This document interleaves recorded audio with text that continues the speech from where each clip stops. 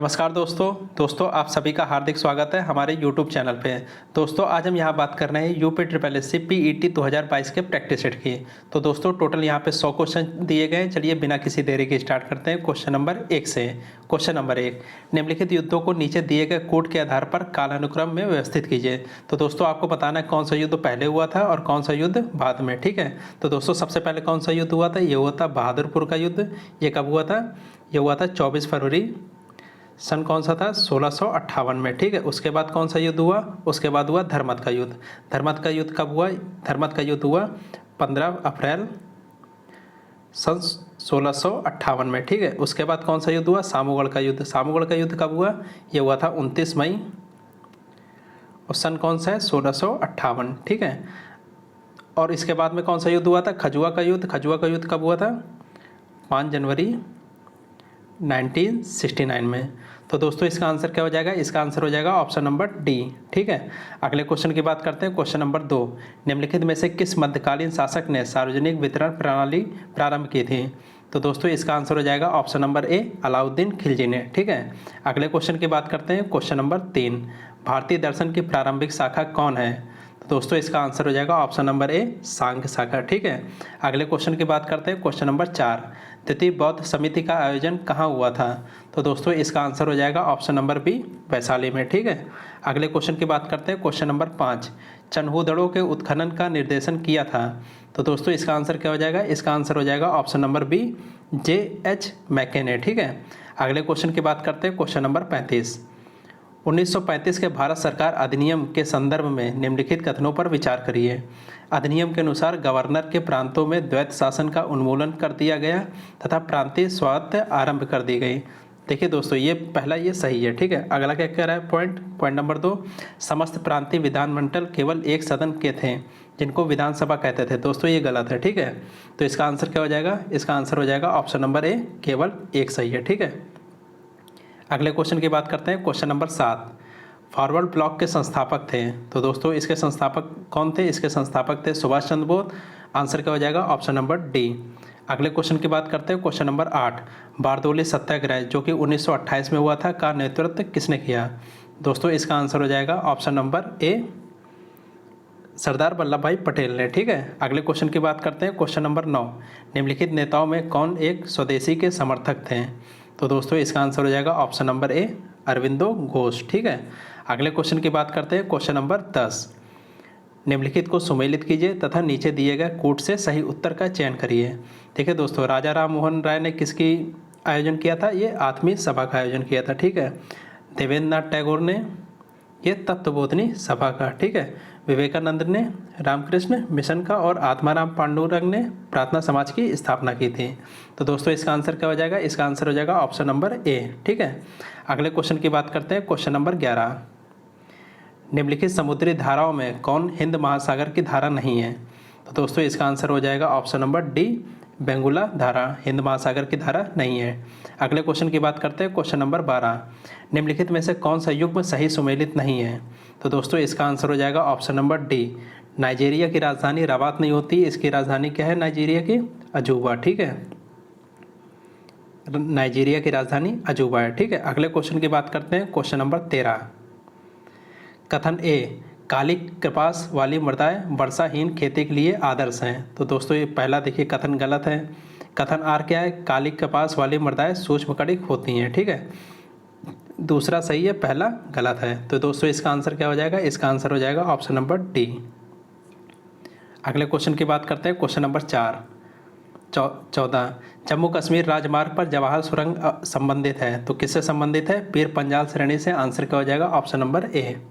अगले क्वेश्चन की बात करते हैं। क्वेश्चन नंबर 15, भारत के किस राज्य में महिला साक्षरता न्यूनतम है? तो दोस्तों इसका आंसर हो जाएगा ऑप्शन नंबर ए, बिहार में। ठीक है, अगले क्वेश्चन की बात करते हैं। क्वेश्चन नंबर 16, भारत में मुद्रा की आंशिक परिवर्तनीयता का अर्थ है? तो दोस्तों इसका अर्थ क्या हो जाएगा? इसका अर्थ है भुगतान संतुलन के चालू खाते में परिवर्तनीयता। आंसर क्या हो जाएगा? Option number B. अगले क्वेश्चन की बात करते हैं। क्वेश्चन नंबर 17, भारत में निर्धनता के स्तर का आकलन किया जाता है? तो दोस्तों इसका आंसर हो जाएगा ऑप्शन नंबर सी, परिवार के उपभोग व्यय के आधार पर। ठीक है, अगले क्वेश्चन की बात करते हैं। क्वेश्चन नंबर 18, भारत में हरित क्रांति के प्रणेता कौन थे? तो दोस्तों इसका आंसर हो जाएगा option number C, M S. Swaminathan ji. ठीक है, अगले क्वेश्चन की बात करते हैं। क्वेश्चन नंबर 19, नरसिम्हन समिति निम्नलिखित में से किस सुधार से संबंधित थी? तो दोस्तों इसका आंसर हो जाएगा ऑप्शन नंबर सी, बैंकिंग संरचना में सुधार से। ठीक है, अगले क्वेश्चन की बात करते हैं। क्वेश्चन नंबर 20, राजकोषीय नीति का विनिधान है। तो दोस्तों क्या विनिधान है? तो दोस्तों इसका आंसर हो जाएगा ऑप्शन नंबर सी, घाटे की बजट नीति। ठीक है, अगले क्वेश्चन की बात करते हैं। क्वेश्चन नंबर 21, अक्टूबर 1959 में पंचायती राज भारत में सर्वप्रथम आरंभ किया गया था। कहाँ पे आरंभ किया गया था?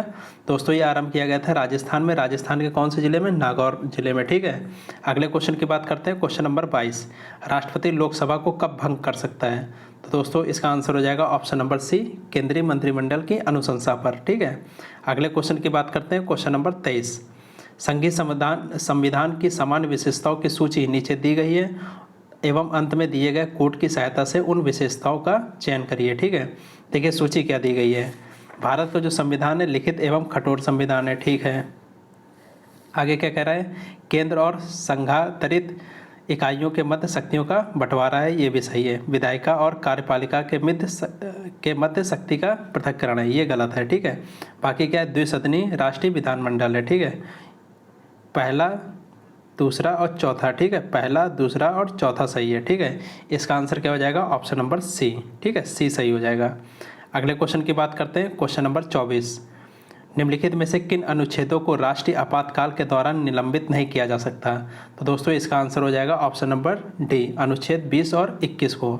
अगले क्वेश्चन की बात करते हैं। क्वेश्चन नंबर 25, भारत के संविधान में उद्देशिका का विचार लिया गया, कहाँ से लिया गया? यूएसए से लिया गया। तो इसका आंसर क्या हो जाएगा? Option number D. अगले क्वेश्चन की बात करते हैं। क्वेश्चन नंबर 26, थायमीन है। तो दोस्तों थायमीन क्या है? कौन सा विटामिन है? यह है विटामिन B1। आंसर क्या हो जाएगा? Option number D. अगले क्वेश्चन की बात करते हैं। क्वेश्चन नंबर 27, निम्न में से कौन सा कोशिकांग अनुवांशिकी अभियांत्रिकी से संबंधित है? तो दोस्तों इसका आंसर हो जाएगा ऑप्शन नंबर सी, प्लाज्मिड। ठीक है, अगले क्वेश्चन की बात करते हैं। क्वेश्चन नंबर 28, सूची 1 को सूची 2 से सुमेलित कीजिए तथा सूचियों के नीचे दिए गए कोड का प्रयोग कर सही उत्तर चुनिए। ठीक है, तो दोस्तों चलिए मिलाते हैं। जर्मन सिल्वर किससे मिलकर बना होता है? ये होता है निकल से। ठीक है, सोल्डर किसका बना होता है? टिन का। ठीक है, ब्लीचिंग पाउडर में होता है क्लोरीन और हाइपो में होता है ये सोडियम। तो दोस्तों इसका आंसर क्या हो जाएगा? Option number D. अगले क्वेश्चन की बात करते हैं। क्वेश्चन नंबर 29, मिट्टी के घड़े में निम्न में से किस क्रिया के कारण जल ठंडा रहता है? तो दोस्तों इसका आंसर हो जाएगा ऑप्शन नंबर बी, वाष्पीकरण के द्वारा। ठीक है, अगले क्वेश्चन की बात करते हैं। क्वेश्चन नंबर 30, निम्नलिखित सिद्धांत पर रॉकेट कार्य करता है। तो दोस्तों रॉकेट किस सिद्धांत पर कार्य करता है? ये कार्य करता है संवेग संरक्षण के सिद्धांत पर। ऑप्शन क्या हो जाएगा? Option D. ठीक है, अगले क्वेश्चन की बात करते हैं। क्वेश्चन नंबर 31, निम्नलिखित में से कौन सा एक न्यूनांक भिन्न है? देखिए दोस्तों कौन सा इसमें ऑप्शन भिन्न आपको दिख रहा है? देखिए सभी के जो अंश हैं, ठीक है, इसका अंश हर से बड़ा है, इसका भी अंश हर से बड़ा है और ऑप्शन नंबर डी का भी अंश जो है हर से बड़ा है, लेकिन ऑप्शन नंबर सी का जो है जो अंश है हर से छोटा है। तो ये कौन सा भिन्न है? Option number C. ठीक है, क्योंकि इसका अंश हर से छोटा है। ठीक है, अगले क्वेश्चन की बात करते हैं। क्वेश्चन नंबर 32, यदि एक संख्या के 5 गुने में 10 घटाया जाता है तो उस संख्या के 4 गुने में 8 जोड़ने पर मिलने वाली संख्या के बराबर होगा, वह संख्या क्या है? देखिए दोस्तों क्या दिया है, यदि एक संख्या के 5 गुने में, ठीक है, माना संख्या x है, ठीक है, संख्या x है, तो क्या कह रहा है 5 गुने में 10 घटाया जाता है, तो इसका 5 गुना कितना हो जाएगा 5x, 10 घटा देंगे तो ये, ठीक है। अब क्या कह रहा है, तो उस संख्या के 4 गुने में 8 जोड़ने पर मिलने वाली संख्या के बराबर होगा। ठीक है दोस्तों, क्या कह रहा है, इस संख्या में 4 गुने पे, ठीक है, 4 गुने में 8 जोड़ने वाली संख्या के बराबर होगा। ठीक है, ये बराबर कर दिया। x की वैल्यू निकालेंगे तो x की वैल्यू कितनी आ जाएगी, देखिए 4x इधर चला जाएगा, 5x से माइनस हो जाएगा, ठीक है, और ये 10 माइनस में, ये उधर चला जाएगा प्लस में, x की वैल्यू कितनी आ जाएगी 18। ठीक है, आंसर क्या हो जाएगा ऑप्शन नंबर बी। अगले क्वेश्चन की बात करते हैं। क्वेश्चन नंबर 33, यदि अंडर रूट 0.0169 इंटू एक्स बराबर 1.3 हो तो x का मान ज्ञात करना है। देखिए दोस्तों x का मान ज्ञात करना है। देखिए दोस्तों x का मान निकालने के लिए देखिए पॉइंट हटा देंगे, पॉइंट जब हटाएंगे देखिए इसमें पॉइंट के बाद 4 अंक है, तो ठीक है, नीचे कितने जीरो हो जाएंगे, नीचे हो जाएंगे 4 जीरो। ठीक है, और ये सब अंडर रूट में रहेगा, ठीक है, गुणे एक्स। आगे क्या कह रहा है, देखिए इसमें भी पॉइंट हटा देंगे, ठीक है, 1.3 या पॉइंट हटा देंगे तो नीचे एक जीरो बढ़ जाएगा, ठीक है। अब देखिए इसको सॉल्व करते हैं, सॉल्व करने पे क्या आ जाएगा, इसका स्क्वायर कर देते हैं, ठीक है, ये जो है इसका स्क्वायर कर देंगे, ये रूट जो है हट जाएगा 169, ठीक है, और नीचे कितना है 1000, ठीक है, और इसका इधर का स्क्वायर कर देंगे 13 169 और 10 धाम 100, ठीक है। अब x की वैल्यू निकालेंगे, कितना आ जाएगा, देखिए इससे ये कट गया और 2 जीरो से 2 जीरो कट गया, x की वैल्यू कितनी आ जाएगी, x की वैल्यू आ जाएगी, देखिए इसमें 4 जीरो है यहाँ पे, तो यहाँ पे भी 4 जीरो है, x की वैल्यू आ जाएगी 100, ठीक है। तो ऑप्शन नंबर डी इसका आंसर हो जाएगा। क्या आंसर हो जाएगा, ऑप्शन नंबर डी 100, ठीक है। अगले क्वेश्चन की बात करते हैं, क्वेश्चन नंबर 34। 5 लोगों के समूह में पहले 3 और अंतिम अंतिम 2 की आयु के औसत का अनुपात 9:7 है। यदि उनकी आयु के औसत का अंतर 12 है तो 5 लोगों की औसत आयु कितनी होगी। देखिए दोस्तों इसमें औसत आयु निकालना है, चलिए सॉल्व करते हैं औसत आयु, ठीक है। तो दोस्तों इसमें क्या हो जाएगा, देखिए 3 लोगों के समूह की औसत आयु कितनी है, 9x है, ठीक है। 3 लोगों की कितनी है, 9x, 3 लोगों की 9x है, और 2 लोगों की कितनी है, ये है 7x, ठीक है। दो समूह की औसत आयु का अंतर कितना है, देखिए क्वेश्चन में दिया है 12, ठीक है। अनुपात कितना है, देखिए 3 लोगों का अनुपात है और 2 लोगों का अनुपात है, तो माना ये 3 लोगों की है और ये 2 लोगों की है। अब क्या है, औसत अंतर कितना है, 12 है, ठीक है, 12 अंतर है, तो इनका अंतर निकाल लेंगे 9x माइनस 7x, ये कितना है, ये 12 है, तो यहाँ पे x की वैल्यू निकालेंगे, कितनी आ जाएगी, 6 आ जाएगी, ठीक है। अब क्या कह रहा है, 3 लोगों की औसत आयु निकालना है, ठीक है, x की वैल्यू आ गई 6, तो ठीक है 3 लोगों की औसत आयु निकालना है, तो 9 गुणे 6 कितना हो जाएगा, 3 लोगों की औसत आयु 54 वर्ष, ठीक है।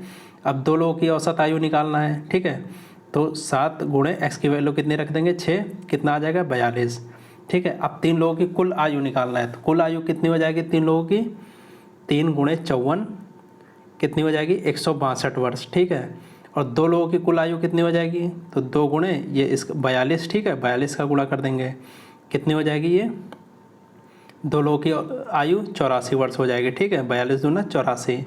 अब क्या कह रहा है, 5 लोगों की कुल आयु निकालनी है, ठीक है, और उनका औसत निकालना है, तो 5 लोगों की कुल आयु कितनी हो जाएगी, 3 लोगों की तो ये है ही है, 2 लोगों की भी है, ठीक है, तो 5 लोगों की कितनी हो जाएगी 162 प्लस 84, ठीक है, जोड़ने पे कितना आएगा 246, और उनका औसत निकालेंगे, 5 लोगों का तो 5 लोग हैं तो 5 से डिवाइड कर देंगे, ठीक है, कितना आ जाएगा, ये आ जाएगा 49.2, आंसर क्या हो जाएगा, ऑप्शन नंबर बी।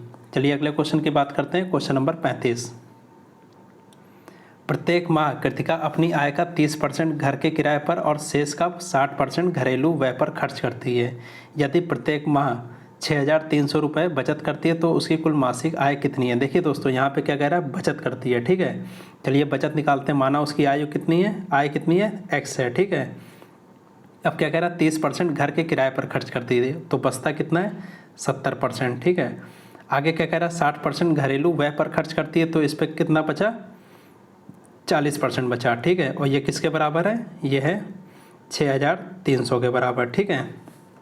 तो इसमें x की वैल्यू कितनी आ जाएगी, x की वैल्यू आ जाएगी 9/4, ठीक है, 90,000/4, ठीक है। अब इसको सॉल्व करेंगे तो कितना आ जाएगा, ये आ जाएगा 22,500, ठीक है, आंसर क्या हो जाएगा, ऑप्शन नंबर सी। अगले क्वेश्चन की बात करते हैं, क्वेश्चन नंबर 36। सूरदास के गुरु थे, तो दोस्तों सूरदास के गुरु कौन थे, ये थे वल्लभाचार्य, आंसर क्या हो जाएगा, ऑप्शन नंबर सी। अगले क्वेश्चन की बात करते हैं, क्वेश्चन नंबर 37। लोकोक्ति का समान अर्थ है, तो दोस्तों क्या अर्थ है समान, ऑप्शन नंबर ए इसका आंसर हो जाएगा, लोक की उक्ति, ठीक है। अगले क्वेश्चन की बात करते हैं, क्वेश्चन नंबर 38। निम्नलिखित शब्दों में स्त्रीलिंग शब्द को पहचानिए, तो दोस्तों स्त्रीलिंग शब्द कौन सा है, अश्विनी, आंसर क्या हो जाएगा, ऑप्शन नंबर डी। अगले क्वेश्चन की बात करते हैं, क्वेश्चन नंबर 39। निम्न 4 विकल्पों में शुद्ध वर्तनी वाला शब्द पहचानिए, तो दोस्तों कृष्ण किस तरह लिखा जाता है, ऑप्शन नंबर ए इस तरह, ठीक है, ये होता है कृष्ण, रा इसके नीचे होता है, ठीक है। चलिए अगले क्वेश्चन की बात करते हैं, क्वेश्चन नंबर 40। शीत का विलोम होगा, तो दोस्तों शीत का विलोम क्या होगा, उष्ण होगा, ठीक है। तो दोस्तों इसका आंसर हो जाएगा ऑप्शन नंबर डी। चलिए अगले क्वेश्चन की बात करते हैं, क्वेश्चन नंबर देखिए दोस्तों, ये इंग्लिश का पैराग्राफ दिया है, ठीक है। आप लोग इसको कम से कम 2 बार पढ़िए, ठीक है। मैं धीरे धीरे ऊपर कर रहा हूँ, आप लोग कम से कम 2 बार पढ़ लीजिए। चलिए डायरेक्ट क्वेश्चन पे आते हैं, क्वेश्चन सॉल्व करते हैं, ठीक है। Question number 41, which event finally gave Hima the opening to be a part of world championship under 20। तो दोस्तों इसका आंसर क्या हो जाएगा, इसका आंसर हो जाएगा option number D, winning a gold medal at sport meet at Sivasagar, ठीक है।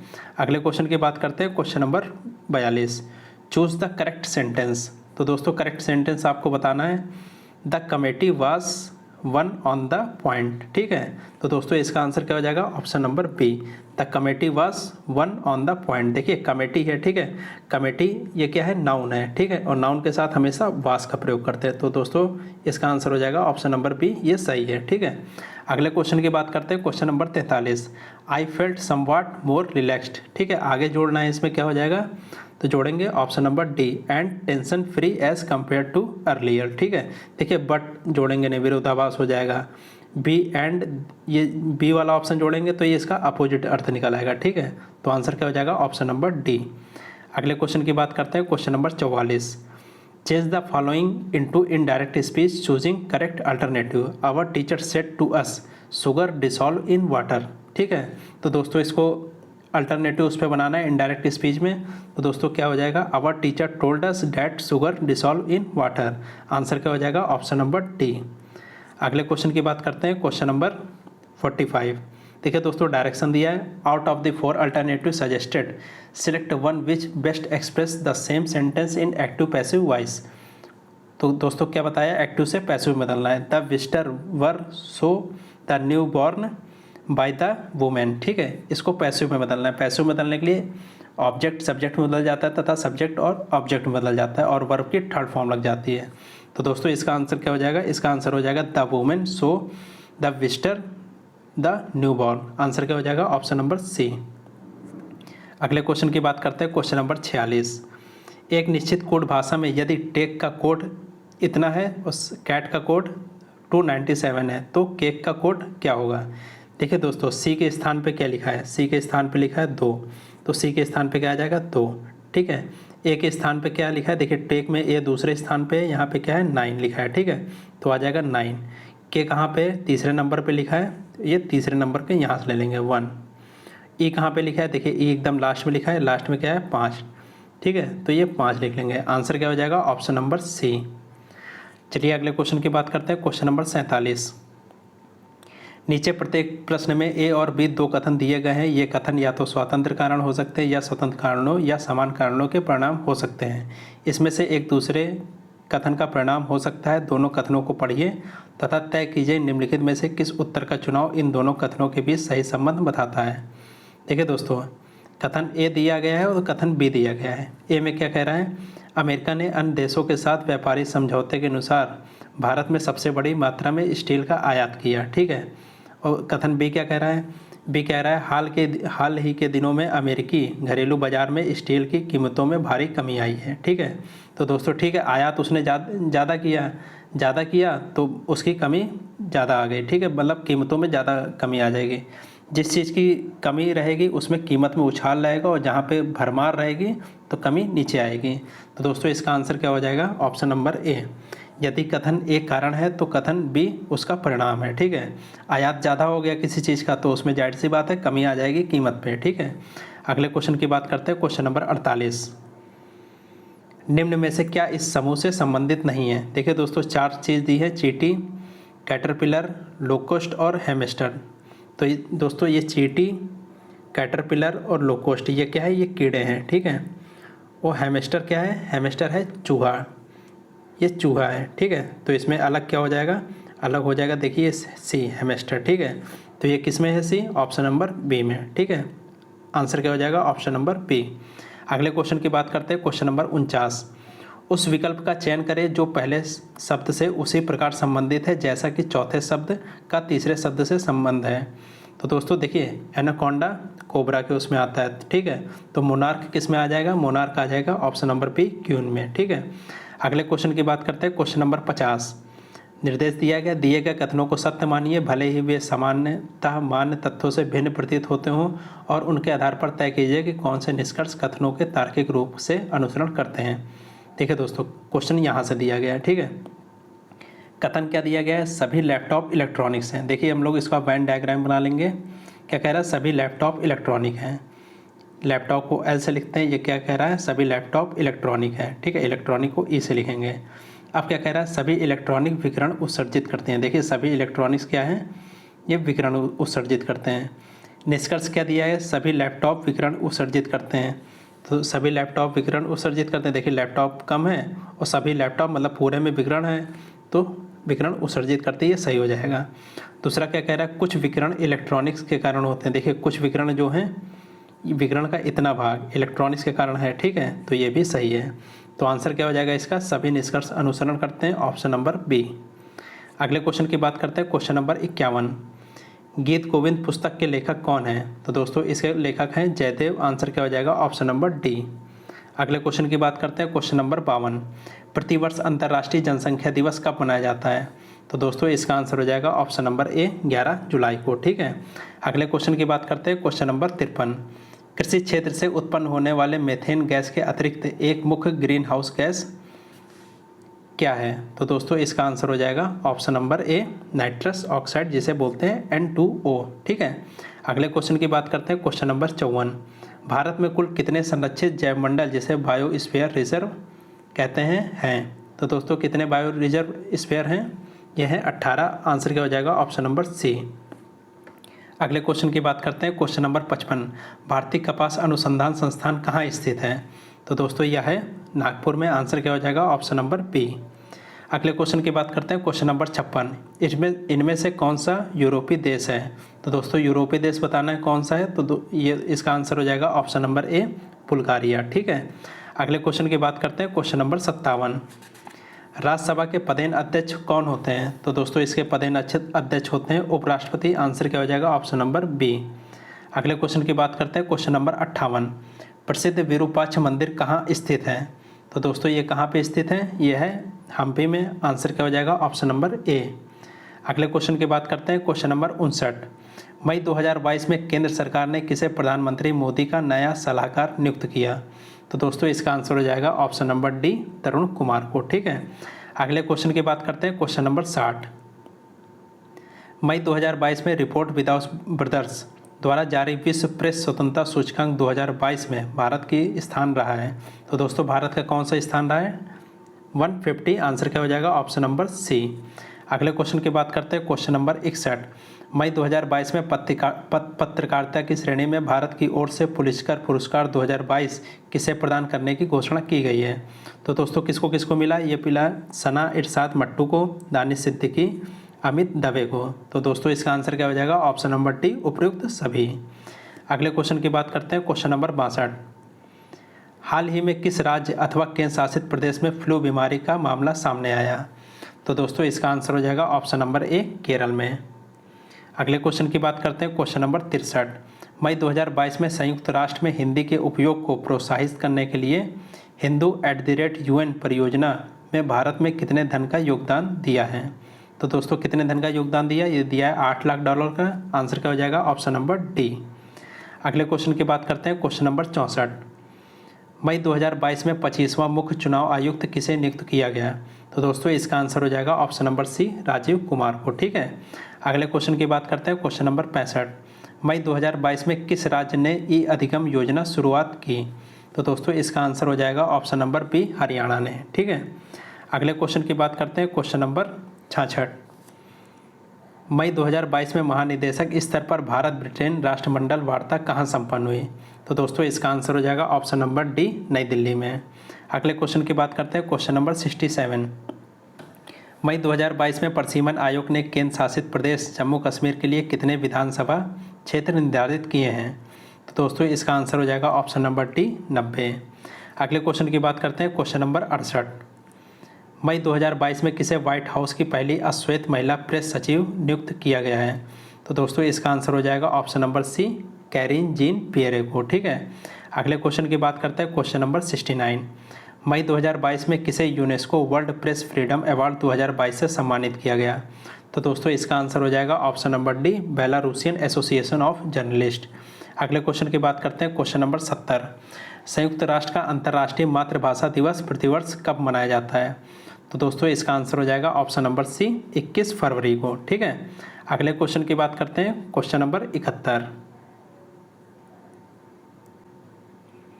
देखिए दोस्तों, ये हिंदी का गद्यांश दिया है। ठीक है, आप लोग इसको कम से कम 2 बार पढ़िए। ठीक है, मैं धीरे धीरे ऊपर कर रहा हूँ, आप लोग कम से कम इसको 2 बार पढ़िए।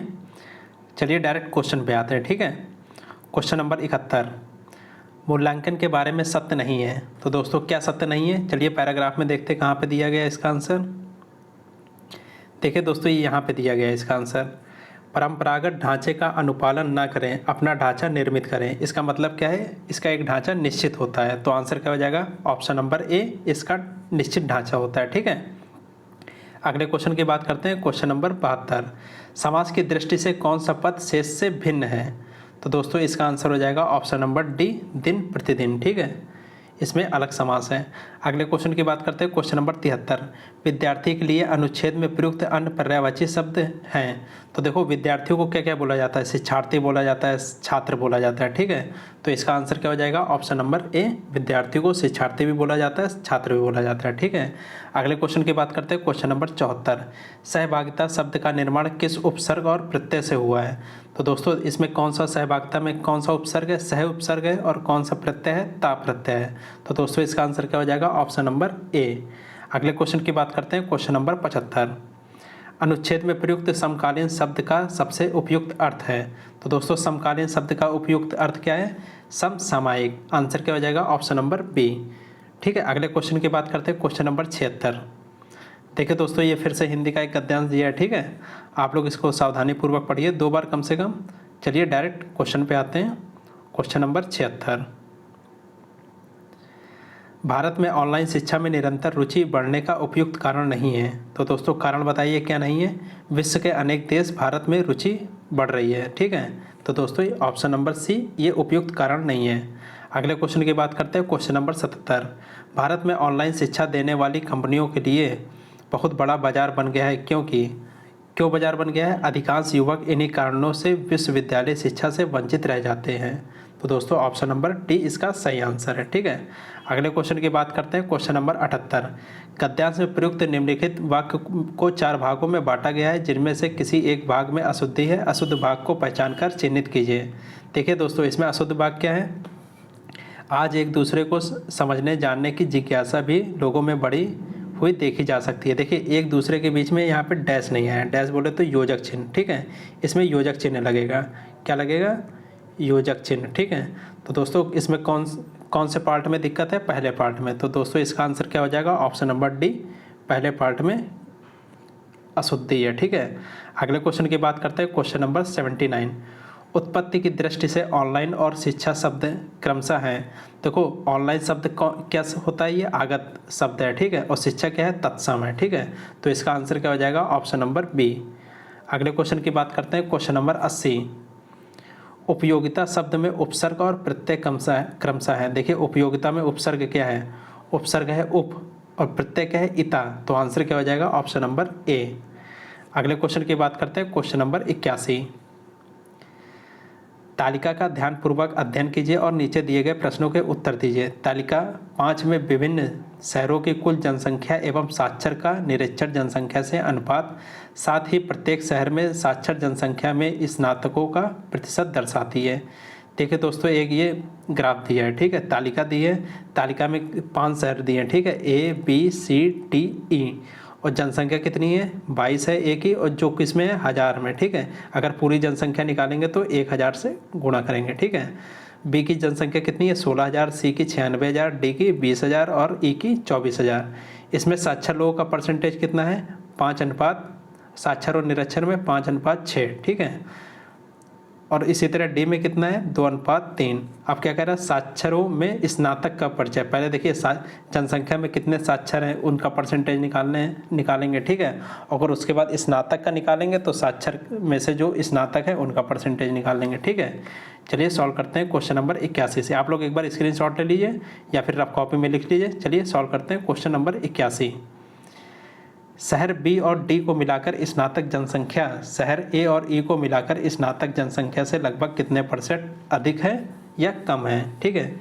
चलिए बी और डी को मिलाकर स्नातक जनसंख्या निकालते हैं।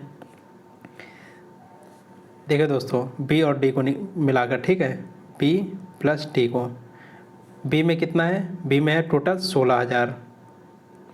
16,000 में स्नातक कितने लोग हैं, साक्षर लोग 3 है, ठीक है, 5 में से। तो इसका 3/8 हिस्सा निकालेंगे, ठीक है, टोटल 8 है।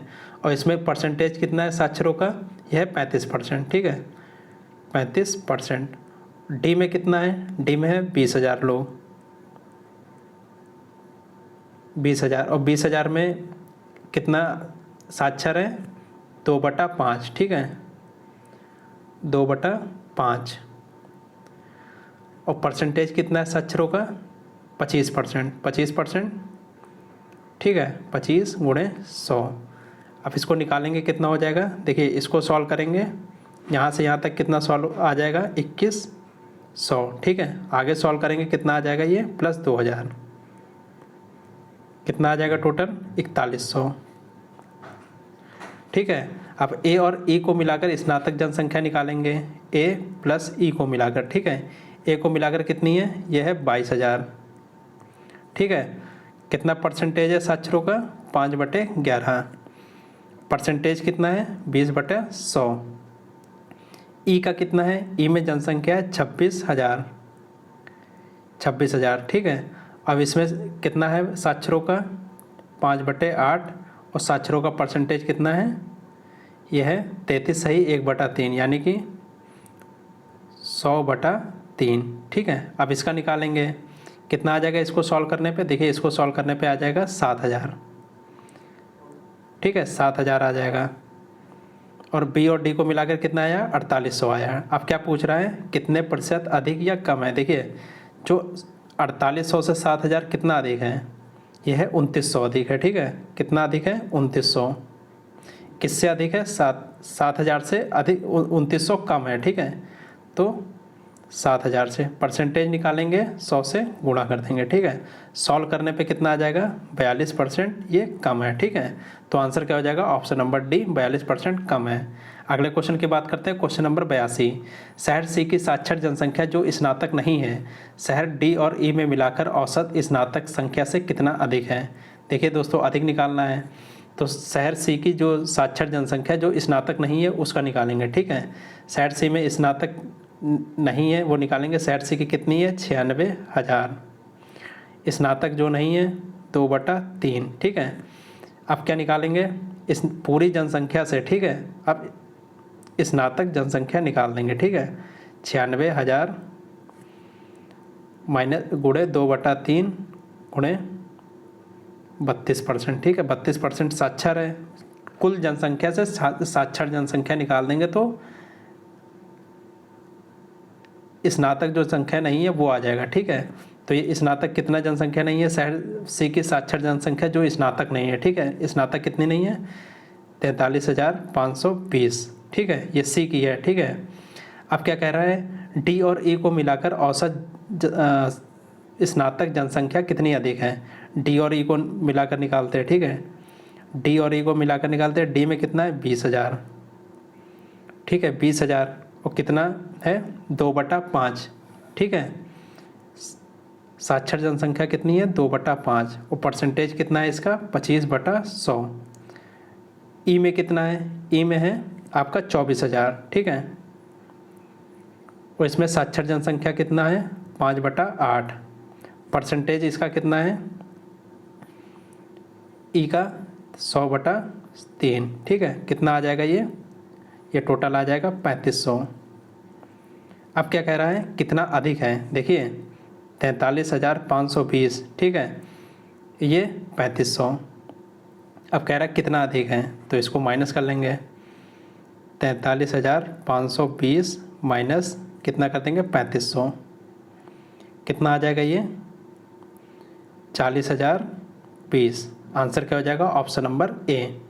अगले क्वेश्चन की बात करते हैं, क्वेश्चन नंबर 83। यदि शहर बी में निरक्षर पुरुषों का महिलाओं से अनुपात 3:5 है एवं शहर डी में स्नातक पुरुषों का महिलाओं से अनुपात 2:3 है, तो शहर बी में कुल निरक्षर पुरुषों तथा शहर डी में स्नातक महिलाओं का अनुपात निकालना है। ठीक है, चलिए इसको सॉल्व करते हैं। देखिए कह रहा है बी में निरक्षर पुरुष कितने हैं। ठीक है, बी में निरक्षर पुरुष निकालना है, तो निरक्षर पुरुष निकालेंगे कितना है, बी की जनसंख्या 16,000। ठीक है, निरक्षर पुरुष की निकालेंगे तो 5/8 8वां भाग है। ठीक है, और परसेंटेज की बात करते हैं, परसेंटेज कितना है बी में 35%। ठीक है, 3/8। ठीक है, तो ये कितना आ जाएगा, ये बी में निरक्षर पुरुषों की संख्या 3,750। ठीक है, ये बी में निरक्षर पुरुषों की संख्या आ गई। ठीक है, अब क्या कह रहा है, डी में स्नातक पुरुषों की संख्या निकालना है। ठीक है, डी में स्नातक पुरुषों की संख्या कितनी आ जाएगी, 2,000 20,000 में 2/5 स्नातक हैं, साक्षर हैं, और 1/4 ठीक है स्नातक पुरुष हैं। कितना आ जाएगा, ये आ जाएगा 2,000। ठीक है, 2,000 आ गया। अब इसमें क्या निकालना है, अब इसका निकालना है डी में स्नातक महिलाएं कितनी है। ठीक है, पुरुष देखिए निकाल लिया, अब महिलाएं निकालना है। महिलाओं में कितना आ जाएगा, ये 20,000 इसकी कुल जनसंख्या है, 3/5। ठीक है, 2,000 जनसंख्या है। ठीक है, 2,000 में 3/5, तो ये कितना आ जाएगा, ये आ जाएगा 1,200। ठीक है, अब क्या निकालना है, परसेंटेज निकालना है। किसका किसका, बी में जो ये निरक्षर पुरुष हैं और ये महिलाओं की संख्या का। ठीक है, तो कितना आ जाएगा 37 50 अनुपात 1,200। ठीक है, कितना आ जाएगा 25:8। आंसर क्या हो जाएगा ऑप्शन नंबर डी। आंसर क्या हो जाएगा ऑप्शन नंबर डी। चलिए अगले क्वेश्चन की बात करते हैं, क्वेश्चन नंबर 84। शहर डी की निरक्षर जनसंख्या शहर सी की निरक्षर जनसंख्या का कितना % है। तो देखिए दोस्तों, शहर डी की निरक्षर जनसंख्या निकालेंगे, कितना आ जाएगा, ये आ जाएगा शहर डी की निरक्षर जनसंख्या टोटल कितनी है डी की 20,000 है। ठीक है, 20,000 में निरक्षर कितनी है 3/5, कितनी है ये 12,000। ठीक है, 12,000।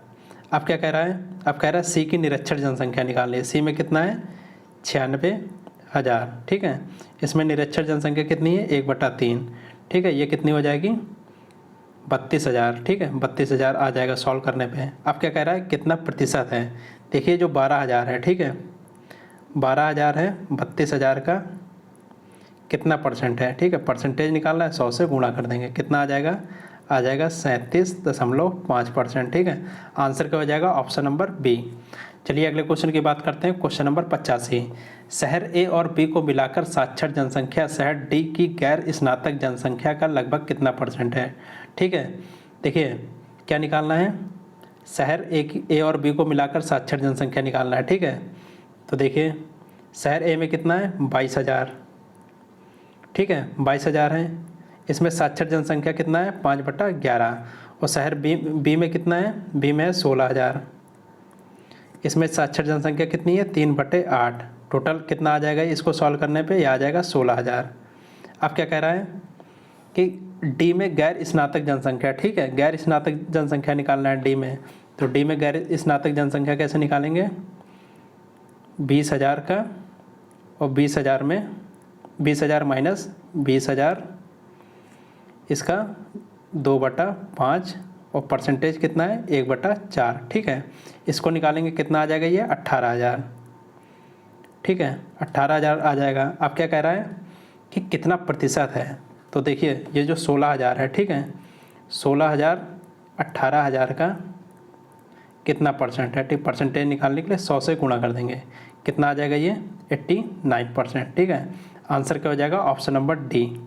चलिए अगले क्वेश्चन की बात करते हैं, क्वेश्चन नंबर 86 से 90 तक।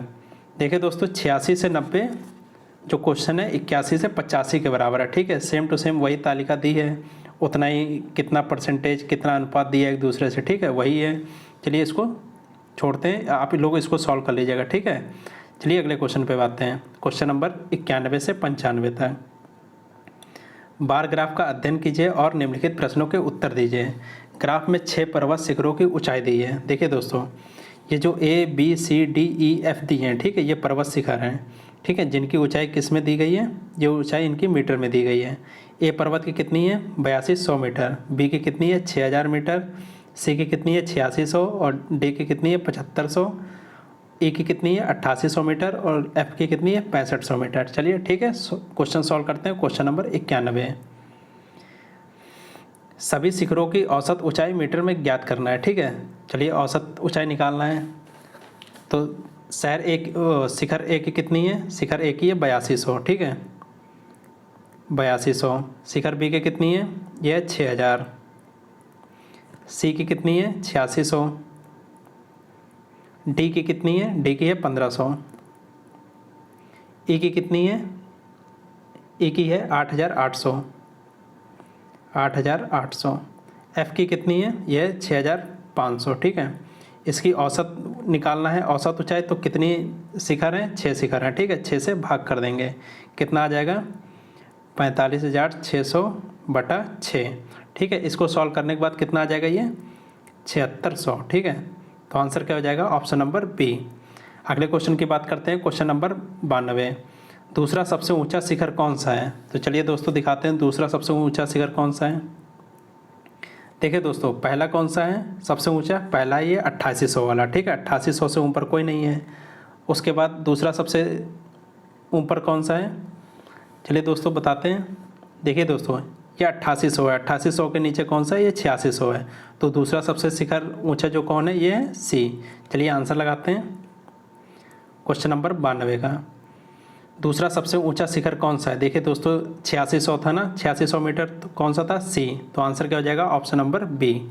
अगले क्वेश्चन की बात करते हैं। क्वेश्चन नंबर 93, उच्चतम शिखर और निम्नतम शिखर की ऊंचाई का अनुपात निकालना है, ठीक है। तो देखिए उच्चतम शिखर कितना है, उच्चतम है 8800, ठीक है, और निम्नतम शिखर कौन सा है, निम्नतम है 8000, ठीक है।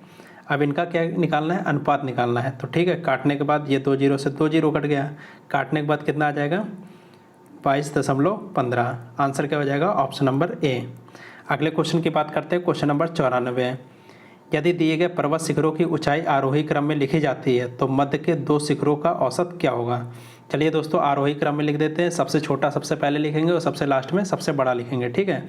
सबसे छोटा कितना है 6000, दूसरे नंबर पे कौन सा है 6500, तीसरे नंबर पे कौन सा है 7500, चौथे नंबर पे 8200, पाँचवें नंबर पे 8600 और छठे नंबर पे 8800, ठीक है, 8800। देखिए दोस्तों, इधर के 2 छोड़ देंगे, इधर के 2 छोड़ देंगे। अब क्या कह रहा है, दोनों बीच के शिखरों का औसत निकालना है। तो इन दोनों को जोड़ेंगे बटे 2 कर देंगे, ठीक है। तो जोड़ने पे कितना आ जाएगा, जोड़ने पे आ जाएगा 15700, ठीक है, बटे 2, ठीक है। 2 से करेंगे कितना आ जाएगा, ये आ जाएगा 7850, ठीक है, 2 से भाग करने पे। आंसर क्या हो जाएगा, ऑप्शन नंबर डी। अगले क्वेश्चन की बात करते हैं। क्वेश्चन नंबर 95, सबसे न्यूनतम और सबसे अधिकतम शिखरों की ऊंचाइयों का योग क्या है। देखिए दोस्तों, अभी हमने निकाला था ना, सबसे न्यूनतम कौन सा है, सबसे न्यूनतम है 6000, ठीक है, और सबसे अधिकतम कौन सा है, अधिकतम है 8800, ठीक है। तो 8800 इसमें जोड़ देंगे, 8800 जोड़ने पे कितना आ जाएगा, ये आ जाएगा 14600। आंसर क्या हो जाएगा, ऑप्शन नंबर ए। अगले क्वेश्चन की बात करते हैं। क्वेश्चन नंबर 96 से 100 तक।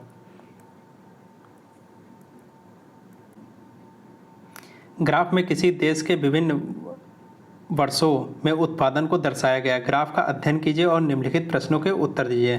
देखिए दोस्तों, क्या इसमें दिया गया है, ये दिया प्रोडक्शन ऑफ फूड ग्रेन्स, ठीक है, इन 1000 टन।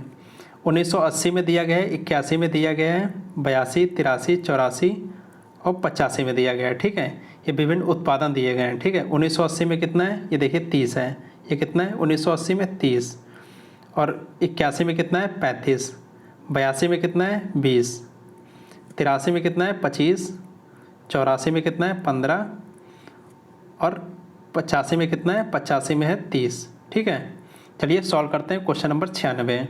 ठीक है, आप लोग एक बार इसका स्क्रीनशॉट ले लीजिए। 96 क्वेश्चन सॉल्व करते हैं। वर्ष 1982 और 1984 में खाद्यान्नों के उत्पादन का योग किस वर्ष के उत्पादन के बराबर है? देखिए दोस्तों, 1982 में कितना है?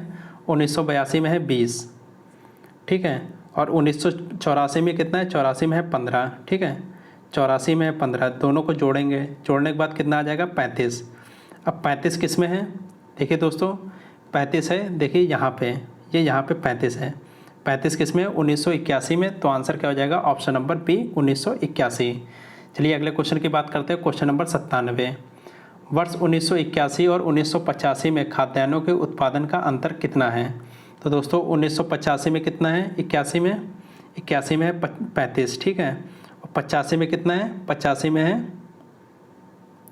में है 30, और 81 में कितना है? 35, ठीक है। तो इसको घटा देंगे, घटाने पे कितना आ जाएगा? ये आ जाएगा 5, और 5 किस में था? ये 1000 में था, ठीक है, तो इसको 1000 से गुणा कर देंगे, कितना आ जाएगा? ये 5000 टन, ठीक है, 5000 टन। आंसर क्या हो जाएगा? Option number C. अगले क्वेश्चन की बात करते हैं। क्वेश्चन नंबर 98, ठीक है, क्वेश्चन नंबर 98।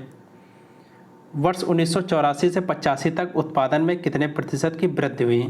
तो देखिए दोस्तों, 84 से 85 तक, 84 में कितना है? 84 में है 15, ठीक है, और 85 में कितना हो गया? 85 में हो गया 30। तो कितने प्रतिशत वृद्धि हुई? 15 की वृद्धि हुई। किससे वृद्धि हुई? 15 से, 1984 वाले से, ठीक है। परसेंटेज निकालना है, 100 से गुणा कर देंगे, ठीक है। 15 से 15 कट गया, कितना आंसर आ जाएगा? 100% वृद्धि हुई। आंसर क्या हो जाएगा? Option number D. अगले क्वेश्चन की बात करते हैं। Question number 99। वे कौन से 2 उत्तरोत्तर वर्ष हैं जिनमें खाद्यान्नों के उत्पादन की परिवर्तन दर सबसे कम है? तो दोस्तों इसका आंसर हो जाएगा ऑप्शन नंबर ए, 1980 और 1981, ठीक है। अगले और लास्ट क्वेश्चन की बात करते हैं। Question number 100।